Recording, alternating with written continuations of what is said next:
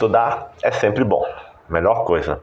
E ainda mais quando a gente consegue fazer isso com um pensamento harmônico, com, digamos assim, estando entre amigos, entre uma boa vibração. Importante que a gente entenda que perante Deus todos nós somos seus filhos amados, queridos, e no futuro, que o futuro é sempre em relação à direção do Pai, em direção à felicidade, em direção à espiritualização do ser, nós vamos descobrir que, em última instância, a nossa irmandade é muito grande e não haverão mais conflitos, não vamos ter mais problemas de relacionamento e certamente todo o entendimento vai estar resolvido, e depois de ter cumprido toda essa evolução na qual nós vamos ter ambientado o nosso sentimento e o nosso pensamento dentro da vontade do nosso Pai Maior, e o nosso ser vai conseguir, em função disso, de forma harmônica, caminhar livre, mas aí com uma liberdade verdadeira, com uma liberdade dentro da harmonia, com uma liberdade na qual a gente percebe que cada vez mais que a gente consegue fazer a vontade do Pai, ela nos devolve uma felicidade muito grande. Aí sim, nesse momento, nós vamos nos dar conta de que milhões e bilhões e trilhões de outras felicidades, num momento agora de evolução diferente, não mais naquela evolução para deixar a animalidade, mas agora numa construção de alegria, por assim dizer, nós vamos nos reencontrar. Um reencontro de seres profundos, que nascemos do mesmo Pai, que nascemos do mesmo amor, que nascemos da mesma sabedoria. No estudo passado, nós terminamos o Cântico de Zacarias. E aquele Cântico de Zacarias, ele vai nos revelar uma trajetória fabulosa no encadeamento da vida. Lembrando que Pastorino, nos seus estudos, no Sabedoria do Evangelho, ele traduz as personagens que estiveram na história, que compuseram o Novo Testamento, e também as personagens que compuseram o Velho Testamento, como ambientes da nossa evolução íntima, ou seja, como vibrações ou como passagens na nossa via esotérica, que é a via mística do ser. Então o Evangelho, ele não é um processamento que se dá apenas fora do ser. Lembrando que Pastorino sempre nos diz que os personagens do Evangelho, os fatos, os lugares, tudo isso de fato existiu, de fato ocorreu. Mas a fundamentação principal é para que o ser aplique o Evangelho, observando naquelas personagens que são colocadas no Novo Testamento, momentos do nosso ser, momentos diferentes na nossa evolução. Então, lá no Novo Testamento, os personagens que apareceram, cada um deles já apresentava um determinado nível na evolução. Todos nós vamos passar por esse nível, evidentemente. Então, lá no Velho Testamento, nós vamos ver seres em momentos da evolução, momentos que nós vamos passar, momentos que nós vamos atingir. E algum desses seres que são apresentados ali no Novo Testamento ou no Velho Testamento, já são seres no momento da evolução do qual nós já ultrapassamos, já realizamos, já declaramos esse momento em nossa vida e, portanto, já cumprimos essa etapa. Então, isso fica muito claro para a gente. É importante que se entenda que toda aquela árvore ascensional do Evangelho, ela não se refere a uma história de um povo apenas, ela se refere a um histórico da nossa trajetória de crescimento, da nossa trajetória de depuração do nosso ser, do nosso espírito. E Zacarias, ele representa o quê no Evangelho? Ele representa um intelecto muito avançado, um intelecto que já está se unindo à consciência, ou seja, se unindo à intuição que era representada pela sua esposa Isabel. Então, nós tivemos aí o quê? No estudo passado, nós terminamos o Cântico de Zacarias, onde ele apresentou para a gente essa trajetória do ser. Nós vimos o encadeamento da vida. Nós vimos que a formação da vida, ela só pode se dar pela inteligência que existe na vida sob a direção das leis do Pai. E que a formação de todo um povo, de todo um planeta, inclusive, de toda uma constelação, tudo isso vai nascer da vida. Nada vai ser gerado sem vida. Então, quem estiver interessado, quem não viu o estudo passado, a gente pede dar uma olhadinha lá no canal, que está lá o estudo passado. E continuando, nós entendemos também que nem sempre os profetas têm toda a interpretação do que eles mediunizam, ou seja, muitas das coisas que os profetas falaram no Velho Testamento, Hoje a gente consegue entender muita coisa. Antigamente a coisa era vista apenas observando a história, observando o fato, predizendo uma coisa que ia acontecer no futuro, mas hoje não, a gente consegue ver um encadeamento muito maior, muito mais correto e que faz muito mais sentido e que na verdade tenha muito a ver com a modernidade, com a biologia e com a ciência.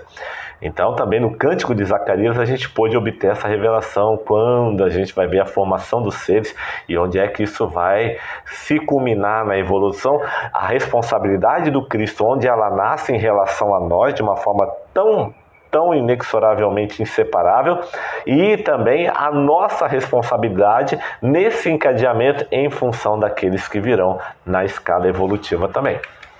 E a gente também viu que Zacarias, ele pelo menos não sendo considerado, pelo menos no Velho Testamento, como um profeta, ele vai revelar um conjunto de verdades siderais que só a união com a consciência profunda do ser pode prover em termos de revelação. Então, quer dizer, Zacarias revelou nesse cântico.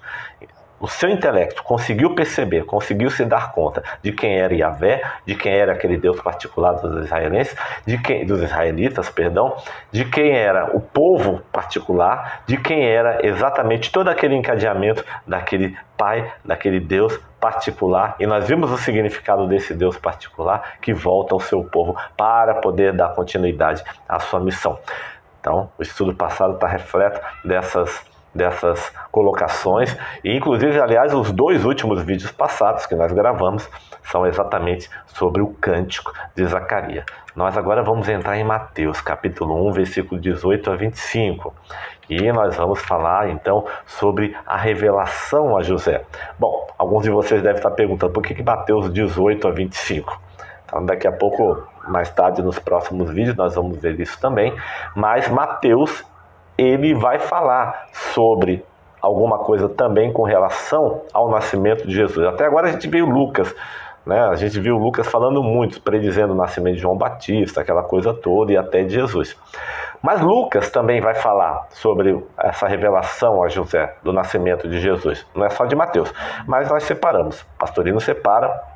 Nesse caso, é até difícil que o Pastorino faça isso, mas dessa vez ele separou Mateus da vertente que Lucas vai tomar também. E hoje nós vamos prestar atenção aqui no início dessa revelação a José, que a interpretação de Pastorino lá em Sabedoria do Evangelho é um pouquinho longa, então nós vamos pegar uma parte do estudo hoje e no próximo a gente vai adentrar um pouco mais sobre essa revelação a José. Então, diz assim, 18. Ora, a concepção de Jesus Cristo ocorreu desta maneira. Sendo Maria sua mãe, noiva de José, antes que se ajuntassem, ela foi encontrada, perdão, porque aí tem um erro de cópia aí, ela foi achada grávida de um Espírito Santo. Então quer dizer o seguinte, Maria, ela, antes de se casar, de se unir em matrimônio com José, seu noivo, ela já se encontrava grávida de um Espírito Santo. Então essa aí é a tradução lá da Vulgata, lá do Evangelho. Portanto que nós já vimos como se deu a revelação do anjo Gabriel a Maria de Nazaré. E nós entendemos naquele estudo o estado espiritual de Maria perante esse anúncio.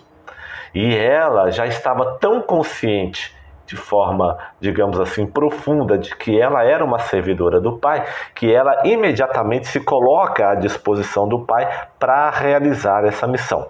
Então, a gravidez de Maria de Nazaré, ou seja, o preenchimento do útero de Maria de Nazaré, do seu espírito, da sua vertente em relação a Jesus, já estava preparada, já estava acontecendo antes mesmo de se dar em noivado com José.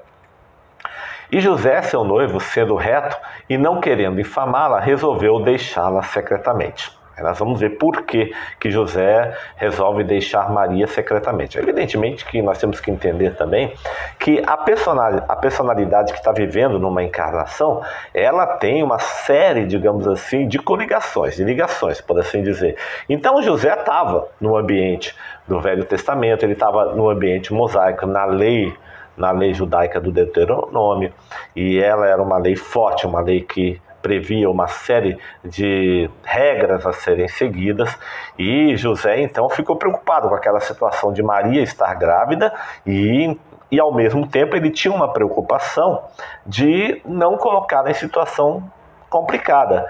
Então, como ele estava provavelmente num conflito de decisões, num conflito de saber o que fazer, ele então começa, para não causar problema nem para ele nem para ela, ele começa a pensar numa situação que pudesse favorecer tanto a ele quanto a ela. E uma das coisas que ele pensa é deixá-la secretamente, ou seja, não dar prosseguimento ao noivado. Tenho, porém, meditado nessas coisas. Meditado nessas coisas, eis que um anjo do Senhor lhe apareceu em sonhos, dizendo: José, filho de Davi, não temas receber em casa Maria como tua mulher, pois o que nela foi gerado é de um espírito. Então, José dorme. Ele estava meditando sobre deixar Maria, mas aí quando ele vai dormir, quando ele adormece, em sonho, então, aparece-lhe um anjo. E esse anjo do Senhor, do dizer evangélico, ele vai dar esse recado a José para que não deixe Maria, para que não tema se unir a Maria, porque a importância daquele ato era muito grande. E Maria trazia então um presente para a humanidade. Ela dará à luz a um filho, continua o anjo, a quem chamarás Jesus, porque ele salvará seu povo dos pecados deles. Continua. Ora, tudo isso aconteceu para que se cumprisse o que dissera o Senhor pelo profeta. Agora, Mateus já vai colocar um adendo aí, né? Vai mencionar um profeta que disse que de uma virgem nasceria o Messias, nasceria o Salvador de Israel. Eis que a virgem conceberá e dará à luz a um filho, e ele será chamado Emanuel, que quer dizer Deus conosco.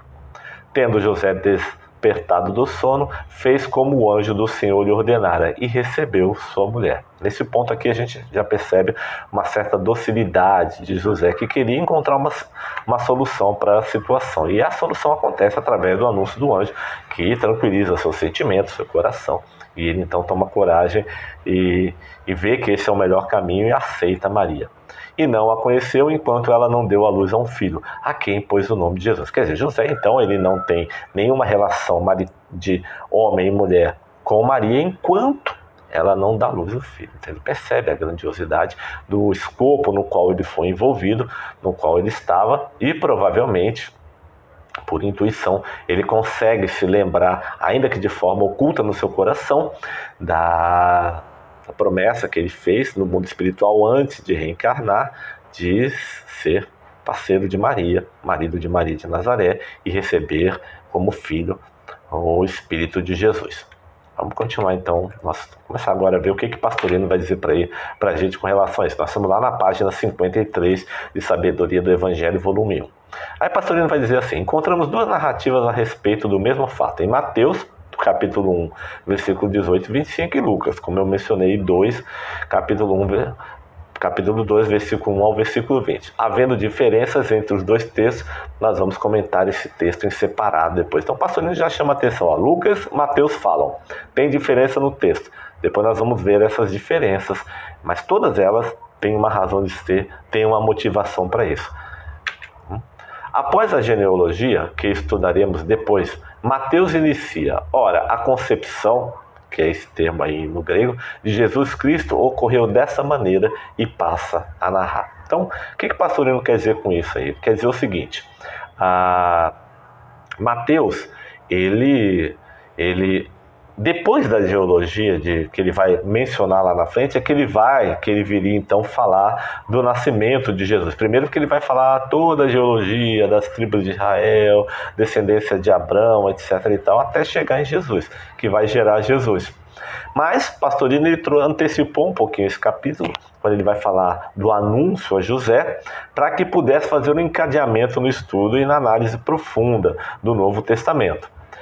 Aí vamos continuar. Sendo Maria noiva, esse termo aí em grego, participa ao aoristo passivo, noiva prometida em casamento de José, antes que se ajuntassem, ela se achou grávida de um Espírito Santo. Então o termo noivo, naquele tempo, ou pelo menos no hebraico, e naquele tempo era o antigo aramaico, inclusive. Então, noiva representava aquela que estava comprometida, aquela que estava prometida em casamento a alguém. Então, ela estava noiva. E ela, então, já se encontrava, digamos assim, na esfera do escopo da vida de José. Então ela estava noiva, ela estava prometida, mas ela achava-se grávida de um Espírito Santo. E antes de casar, ela fica grávida, como a gente viu lá no anúncio a Maria de Nazaré. A gravidez, quer dizer, se dá imediatamente. Aí continua Pastorino dizendo assim: os judeus distinguiam nitidamente o noivado e o casamento. Então eles separavam isso claramente. De certa forma, a gente hoje em dia até que tenta fazer isso. Até um tempo atrás, noivado era uma coisa, namoro era outra, casamento era outro. Hoje em dia o pessoal começa um pouquinho mais à frente, depois vai voltando no passado. Tem gente que se une, depois casa, aquela coisa toda, mas a coisa era bem distinguida lá no judaísmo. Então, noivado era uma coisa e casamento era outra, bem clara, era uma continuidade bem clara. E o Deuteronômio, no capítulo 27, ele está dividindo bem essa situação, que o original grego distingue também com os verbos noivar e comprometer-se. E esse outro verbo também, em grego, receber em sua casa, o que tinha como resultado o coabitar, ou seja, morar juntos, certo? O pastorino vai explicar isso para a gente também.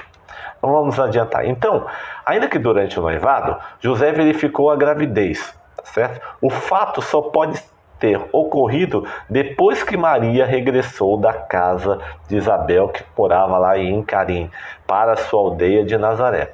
Então quer dizer o seguinte: José vai se dar conta de que Maria está grávida quando ela retorna da casa de Isabel. Então Isabel já se encontrava noiva de José, provavelmente. Maria se encontrava noiva. Já se encontrava grávida quando já estava noiva de José. E ela vai visitar Isabel. Então, aquela ida a Isabel, lembra que o anjo aparece para Maria, o anjo Gabriel aparece e fala para ela, vai dar à luz, e sua prima também, sua prima Isabel também já está grávida. E aí Maria vai lá, sobe lá uma montanha na região de Judá para ficar com Isabel. Então já vimos isso também. Quando ela retorna, a gravidez estava clara. Então, quer dizer, José toma conhecimento da gravidez de Maria quando ela retorna lá da casa de Isabel, certo? Para sua aldeia em Nazaré. Mateus, ele não fala sobre esse fato, ele silencia esse respeito, fazendo que o leitor suponha que eles normalmente habitavam em Belém. Então a suposição é de que talvez por causa de Mateus, ele nos faz entender de que José e Maria habitavam em Belém, mas Lucas não. Lucas, ele é mais claro, ele fala que ela teria voltado para Nazaré. Tanto que mais tarde, no capítulo 2, 23, diz que quando José regressava do Egito para sua casa, ou seja, Belém, ao saber que Arquelau, filho de Herodes, é que lá reinava, resolveu ir morar na Galiléia a conselho do anjo, na cidade de Nazaré, para que o menino pudesse realizar a profecia e ser chamado Nazareno. Deixa eu tentar entender isso, tentar explicar isso aí. José, ele mais tarde, ele volta do Egito. E ele volta para sua casa. Lembra quando eles vão para o Egito, certo? E por que eles vão para o Egito? Eles vão para o Egito porque havia lá uma intentona de Herodes de matar Jesus. E aí o anjo aparece novamente à noite para José, quando ele está dormindo, o mesmo anjo, e pede a ele que acorde Maria, pegue o menino e fujam para o Egito até que possam retornar. Então, quando ele retorna do Egito, José não retorna para Nazaré, retornaria para Belém. Vamos gravar esse pormenor aí. Isso coaduna muito com um dos estudos que nós fizemos aqui com o Pastorino, onde ele vai dizer, ele vai afirmar, quer dizer, ele vai levantar a hipótese de que Nazaré não existia como cidade. E que Maria de Nazaré não representava Maria de Nazaré por causa da aldeia de Nazaré. Que, de acordo com pesquisas arqueológicas, Nazaré só vai aparecer mais tarde, muito tempo depois. Olha que coisa interessante. E mais, que Maria de Nazaré, o nome Nazaré, não teria nada a ver com a cidade de Nazaré, mas com o estado espiritual de Nazierato, que é muito bem definido lá no Velho Testamento, que era um estado espiritual profundo de meditação e de trabalho de Maria. Portanto, Maria de Nazaré nesse sentido, ou seja, algo mais profundo do que Maria de uma cidade. E sim, que Nazaré poderia ter nascido mais tarde, em função de Maria de Nazaré ou Maria de Nazirato, por causa do estado espiritual elevado desse espírito que vem à Terra, desse espírito que foi o primeiro cristão na Terra antes de Jesus. Então nós temos aí, certamente, uma revelação muito importante, muito profunda, e que agora, de certa forma, Lucas vai coadunar com isso também, e a gente vai abrindo, clareando aqui o nosso pensamento também, ok? Continuando. Então, quer dizer, o menino precisava realizar a sua profecia, precisava realizar o seu trabalho. Então, ir para o Egito, fugir para o Egito, para resguardar a criança pequena, foi uma necessidade importante que José vai cumprir, e depois nós vamos ver a interpretação disso lá na frente nos nossos próximos estudos. Portanto, para Mateus, Nazaré era um lugar ainda desconhecido de José e de Maria, ao passo que para Lucas, Nazaré era a residência normal dos dois. Bom, essas dúvidas que o Evangelho deixa é para nos fazer pensar. Lucas pode ter uma interpretação em relação a Nazaré, Mateus outra. Mateus pode estar afirmando categoricamente que, no estudo, e isso na interpretação profunda, a gente viu que Nazaré como cidade não existia, então José e Maria não conheciam Nazaré como cidade ou como aldeia, e Lucas vai dizer que Maria era Maria de Nazaré, os dois habitavam em Nazaré, mas que Nazaré, na verdade, não era uma cidade, era um estado, um jardim secreto espiritual, ou seja, eles habitavam em espírito esse padrão de vida, esse padrão de reencarnação na Terra, ou seja, um padrão espiritualizado demais. Mateus não fala da viagem de Maria, mas José só podia descobrir a gravidez quando desta aparecessem sinais externos, o que só ocorre no quarto, quinto mês, isso é, exatamente quando do regresso de Maria da casa de Isabel. Isso é natural, a gente já falou. Então quer dizer o seguinte, José vai descobrir quando começa a aparecer os sinais externos. E Maria não esconde, quando ela retorna da casa de Isabel, imediatamente ela mostra isso, e aí José fica sabendo que ela está grávida. Então, o que prova é que quando Maria vai para a casa de Isabel, ela já estava grávida. José é dito, então, como é que se diz assim? Ele é dito no sentido do varão de Maria, né? E aí o pastor vai dizer assim, que José é dito, essa palavra de grego de Maria. Essa palavra, tal como o latim vir, tem o sentido de varão, em oposição a mulher. Esse termo em grego também corresponde ao latim homo, que significa homem. Exprime genericamente o ser humano, macho ou fêmea, indistintamente. José, pois, era o homem, que podia ser o noivo ou o marido de Maria. Aqui trata-se evidentemente de noivo, pois não se tinham casado, já que José não havia levado para sua casa e não coabitara com ela. Então, ele ainda não levou Maria de Nazaré para a casa dele. Então, ele era o noivo, ele também estava prometido a Maria de Nazaré. Ele ainda não coabitava com ela. Ok, vamos continuar aí.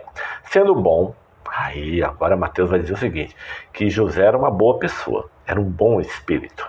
E José não quis infamá-la. Os direitos dos noivos eram equiparados aos dos casados. Tanto que, vamos lá, apesar de não estarem casados, o direito dos noivos era os mesmos dos casados. Havia a promessa. Então, como se já estivesse casado, mas sem coabitar. Então agora, o pastorino vai trazer para a gente quais eram os direitos que os noivos tinham. Então, primeiro, a noiva infiel devia ser apedrejada, como já se for a esposa. Então isso é uma das regras que está lá no Deuteronômio. Que é algum dos direitos. Tá? Então faz parte dos direitos dos noivos isso. Então a noiva infiel ela poderia ser apedrejada como já se for uma esposa. B. A noiva podia ser despedida com uma carta de divórcio.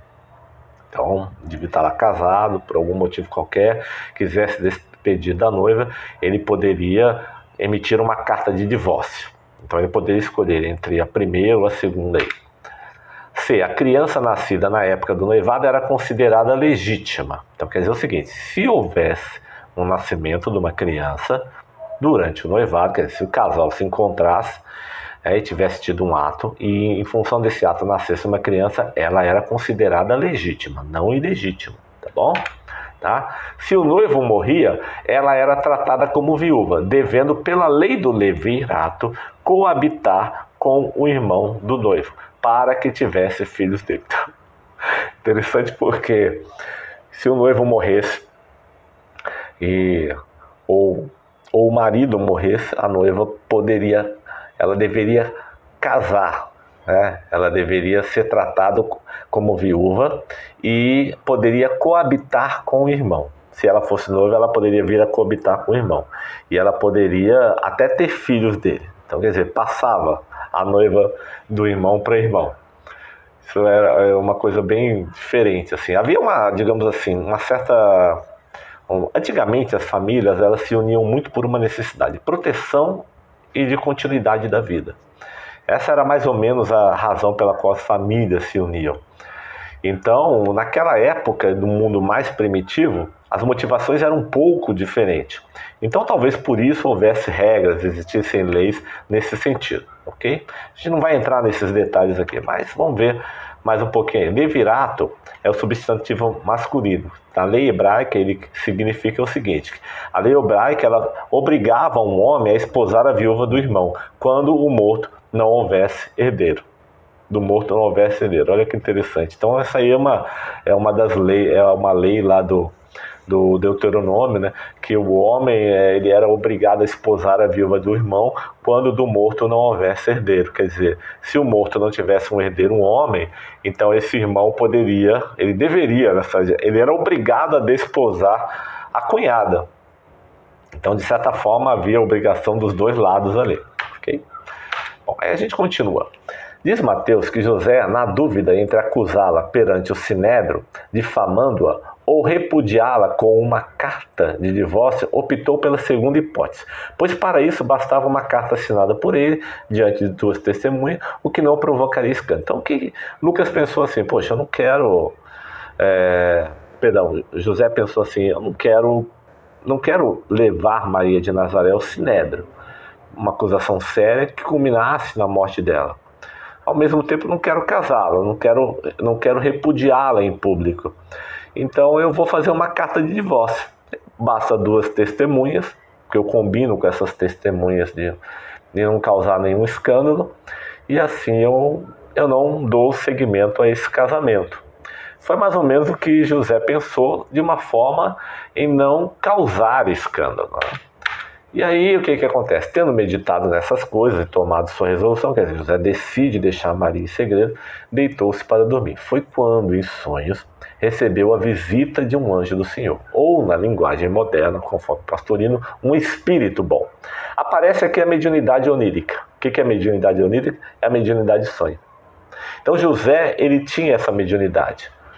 Ou seja, e ela vai ser apresentada, essa mediunidade em sonhos, quer dizer, José vai sonhar mais algumas vezes, inclusive para fugir para o Egito, e alguns outros capítulos também aí do Novo Testamento.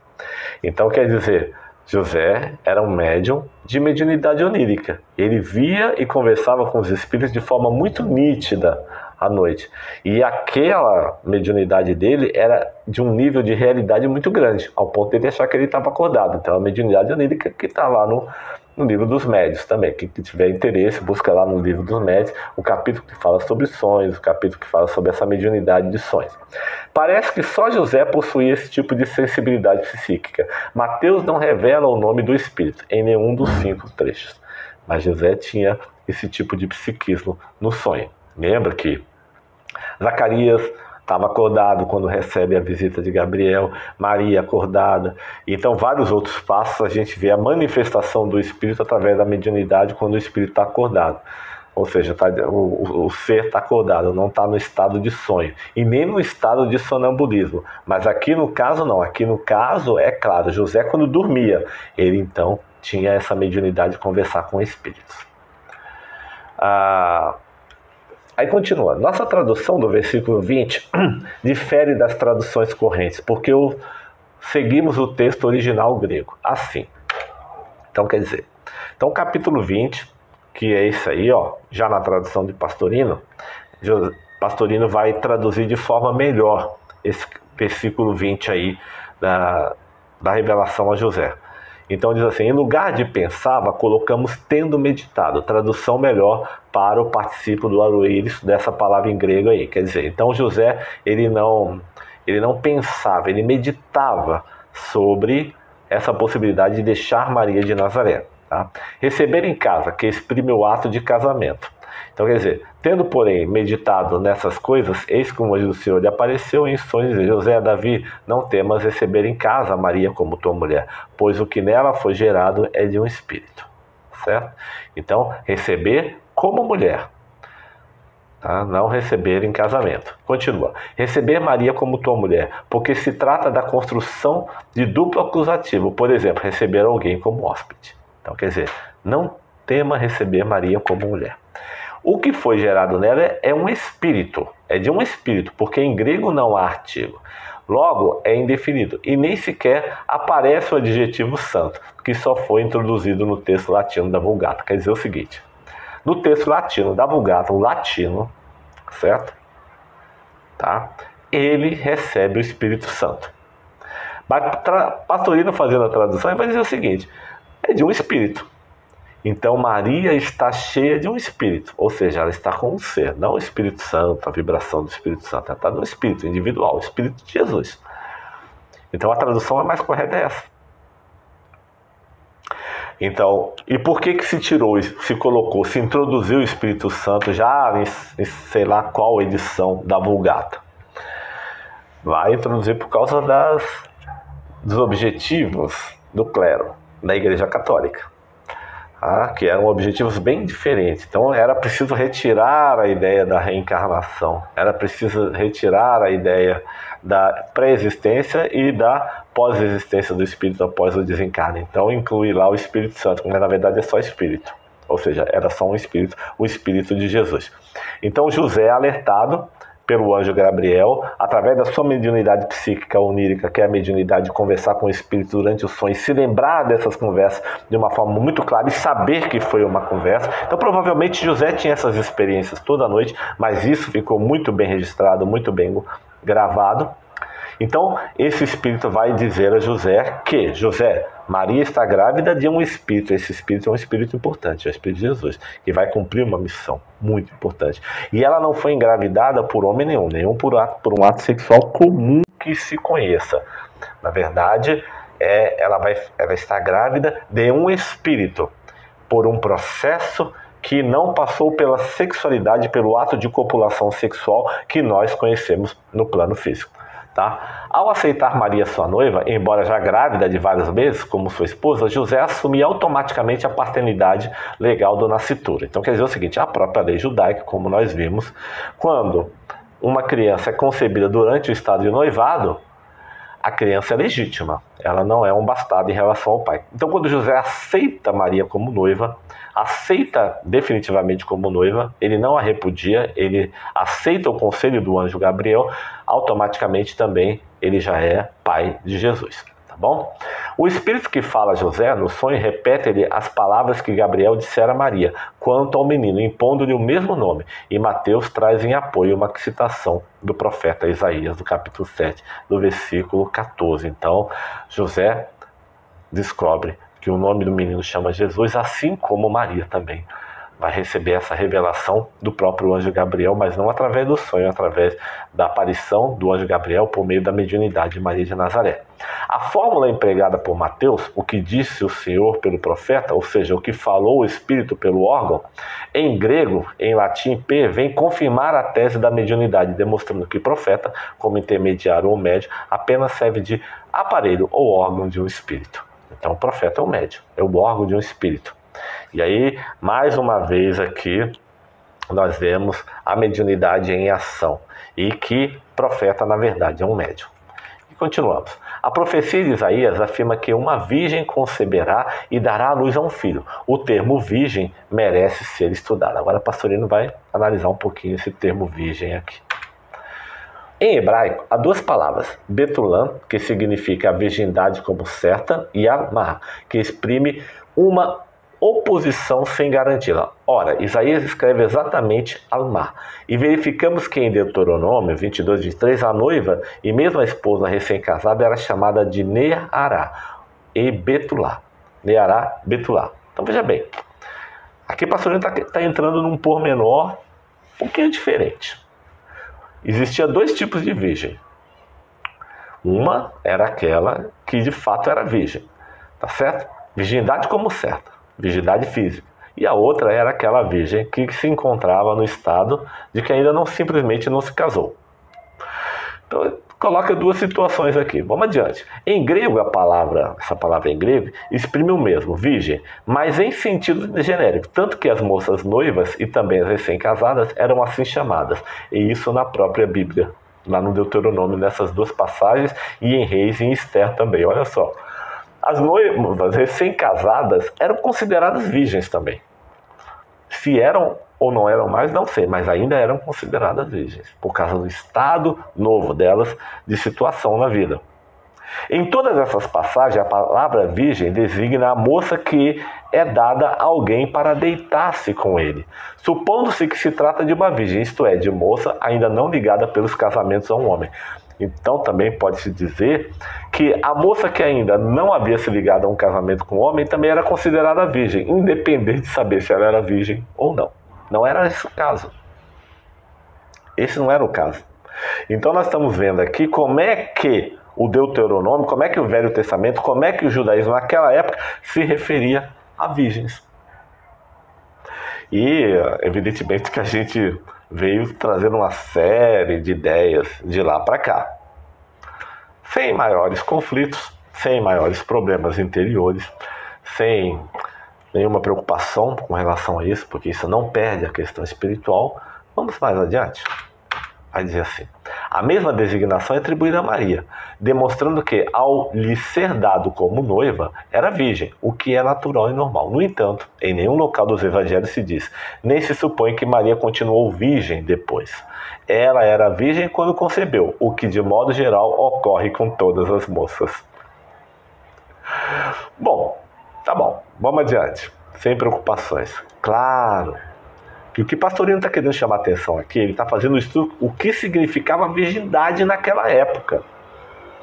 Virgindade era um estado social. Também. Não era só um estado físico. Vamos adiante.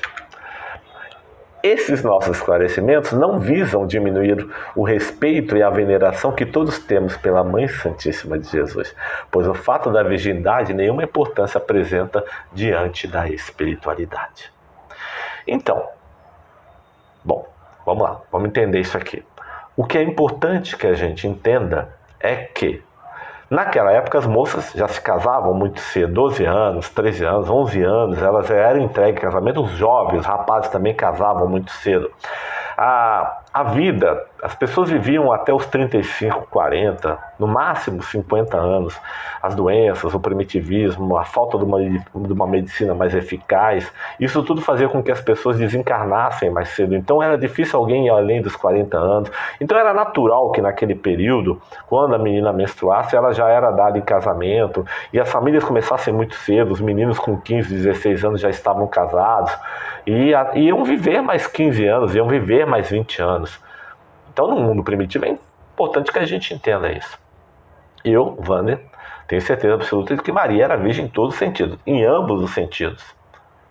Até porque era necessário que se ficasse claro ali a potência divina, a potência do amor na criação. E nós vimos que a gravidez não é só o processo do útero feminino, existem vários tipos de gravidez mais profundos ainda que nos acompanham durante muito tempo. Nós vimos isso no estudo passado do Cântico de Zacarias. E então Maria de Nazaré, ela concebe Jesus através, sim, sem dúvida nenhuma, da manifestação da força da vontade do próprio Cristo, que faz com que ela se torne grávida. Ou seja, ela conceba Jesus no seu útero. Porque a gravidez, porque o nascimento, porque a vida tem meios que nós desconhecemos. Hoje mesmo, pela clonagem, a gente vê a coisa acontecendo de várias formas diferentes. A gente vê como é que a coisa pode se comportar. E provavelmente, como eu falei lá no estudo passado, no futuro... Agora eu fiz confusão. Eu não sei se foi no estudo passado que eu falei isso ou se foi no estudo que nós fizemos sábado passado. Que futuro, provavelmente, nós não vamos ter essa forma de gravidez onde as mulheres vão carregar uma criança no útero durante 9 meses. Assim como nos planos superiores, nos mundos mais felizes, o nascimento pode se dar de outra forma, de uma materialização direta, sem que haja o particípio de uma fecundação pelo copular sexual entre o homem e a mulher. E aí o amor divino ele tem capacidades que a gente agora não consegue entender. Mas a própria mediunidade demonstra que o espírito pode materializar-se. Sim, no mundo material pode através do ectoplasma manifestar-se, e no mundo mais quintessenciado, feliz, fluídico, como é que isso vai acontecer? Não é verdade? E a criança vai nascer rindo, já vai nascer de certa forma adulta, com certo conhecimento, já com a capacidade de falar desenvolvida, já cumprindo a sua missão de forma mais rápida, mais veloz, não tem que passar por aquela infância de trocar fralda, aquela coisa toda, dependente demais do pai e da mãe. Então ela já entra numa missão, ela precisa apenas de um acompanhamento inicial e vai viver numa sociedade feliz e equilibrada, onde ela não tem os riscos que as nossas crianças têm hoje aqui no mundo primitivo, ainda muito primitivo que nós vivemos. A vida é sábia, a vida lá no futuro vai nos mostrar coisas que hoje a gente não consegue imaginar e que evidentemente pode até criar uma série de polêmicas, uma série de discussões aí, etc e tal. Mas cada um recebe o que eu estou falando aqui guardando no coração como assim quiser. A imposição divina do uso do sexo para a manutenção e multiplicação de sua criação nos diversos estágios evolutivos, ou seja, nas plantas, nos animais e nos homens, vem provar que o sexo é santo. Quer dizer, o sexo é saudável, o sexo é importante. O sexo no nosso nível que nós encontramos, ele não é pecaminoso, ele é santo. O que torna o sexo pecaminoso é o quê? É o conceito que o indivíduo faz dele e a forma com que ele usa o sexo. Se ele pensa nisso unicamente para usufruir prazer e prejudicar o próximo, aí sim ele está tornando o sexo algo promíscuo. Aliás, se você usar o evangelho como chibata para perseguir teu próximo, meu amigo, você não está também usando o evangelho de forma egoísta, pecaminosa, ou seja, cometendo um erro. Então o sexo na sua função ele é santo, ele é saudável, ele é importante para a multiplicação. Nós não sabemos nem como é que as plantas fazem sexo, mas ele é importante, ele é fundamental. Aí continua Pastorino: não podemos admitir que Deus, sábio e bom, tivesse imposto obrigatoriamente às suas criaturas uma condição que ao cumpri-la as tornasse imperfeitas. Quer dizer, então, se Deus, no seu amor, na sua sabedoria, né, sendo ele criador e sendo ele evolucionista, desenvolveu o sexo no ser, e agora ele vai culpar o ser porque o ser cumpre a função do sexo que Deus deu a ele, vai se tornar pecaminoso? Não faz sentido. Aliás, nós temos lá em Ubaldi, nós temos uma obra fabulosa que vai falar sobre essa questão da ética e da questão sexofóbica da Igreja Católica, que durante muito tempo viu o sexo como algo ruim, algo pecaminoso, e que se aproveitou disso para que pudesse manter ali a população sob o seu jugo de pensamento e de ideias. Evidentemente que, graças a Deus, a Igreja Católica hoje já tem uma visão muito diferente disso. Sabe da importância do sexo, que ele deve ser feito com amor, com carinho, e que ele é uma das ferramentas divinas na criação, sim. Então muita coisa mudou. Isso é muito bom, isso é muito importante. Então, continuando aqui, Deus seria um monstruosamente mau, pois seria obrigado a sua criação a ser imperfeita e atrasada, a fim de manter e multiplicar suas obras. Quer dizer o seguinte: se eu determino o sexo para que a humanidade possa se multiplicar, possa cumprir a sua obra na evolução, na reencarnação, mas ao mesmo tempo eu a torno monstra, eu a torno pecaminosa porque ela usa do sexo que eu determinei, pô, não faz sentido. Então é importante que se pense, é importante que se veja isso. Então Maria de Nazaré, inclusive, né, o Evangelho deixa isso claro em vários momentos, que ela vai ter outros filhos com José, sim. Então há um momento, inclusive, que Maria chega para falar com Jesus e as pessoas ali falam assim: ô Senhor, tua mãe chegou com seus irmãos. Está lá no Evangelho, basta procurar que você vai encontrar lá no Novo Testamento essa passagem. Lê ali todo lá que você encontra. Não vou dar dica aqui não. Mas é legal porque nós vemos que Maria continua cumprindo o seu amor de mãe, dando oportunidade para que outros espíritos viessem através do seu amor, da sua sabedoria. E Jesus vai ter seus irmãos, sim, com certeza. Ela não perderia tempo aproveitando a sua capacidade de amor para botar o seu útero e a sua maternidade em função de outros espíritos também. Com certeza. Então, até o momento, o primeiro nascimento de Jesus, não. Jesus é virginal. Jesus vem de cima. Jesus vem sem a necessidade da dualidade estar unida para compor uma vida. Ele já vem do alto, ele já nasce do alto, ele já vem do Espírito. Ou seja, eu poderia até dizer, de certa forma, Espírito Santo, ou Espírito bom, Espírito saudável, que é o próprio Cristo. Continuando. Portanto, compreendendo o ato sexual em si e a maternidade como perfeições altamente espiritualizantes, porque são o cumprimento de uma lei divina, então, a maternidade e o sexo voltado para equilibrar o ser, para dar continuidade à vida, para aumentar o amor entre o casal, ele é uma lei divina. E é espiritualizador, sim. Ele espiritualiza o ser, sim. Na própria obra espírita a gente vê lá muitos casos em que o casal se resguarda das intromissões de pensamentos deletérios de entidades encarnadas e desencarnadas que tentariam desestabilizá-los se um dos membros do casal ficasse procurando aventuras sexuais fora de casa. Então nós vemos aí, na primeira colocação, não vou entrar em detalhes disso, nós vemos aí como o sexo é importante também, tá? Então, achamos que Maria se engrandece perante Deus com a maternidade normal, porque assim dá demonstração de ser fiel e obediente cumpridora da vontade de Deus, da vontade divina. Então, o pastorino não se preocupa se Maria, por acaso, tivesse grávida, se fosse um ato sexual comum. Ele não tem essa preocupação. Não está preocupando o pastorino nesse caso. Já eu tenho a certeza absoluta que não houve esse ato sexual de Maria de Nazaré. O próprio pastorino vai dizer isso lá na frente. Mas nesse momento, aqui nesse estudo, nessa passagem da revelação a José, o pastorino não está preocupado com isso. Ele está preocupado em demover do nosso coração, da nossa mente, o sexo como algo ruim e, inclusive, demover da nossa mente e do nosso coração que Maria não seria aquela Maria de Nazaré caso Jesus tivesse nascido por meio de um ato sexual comum. Tira isso da mente, tira isso do coração.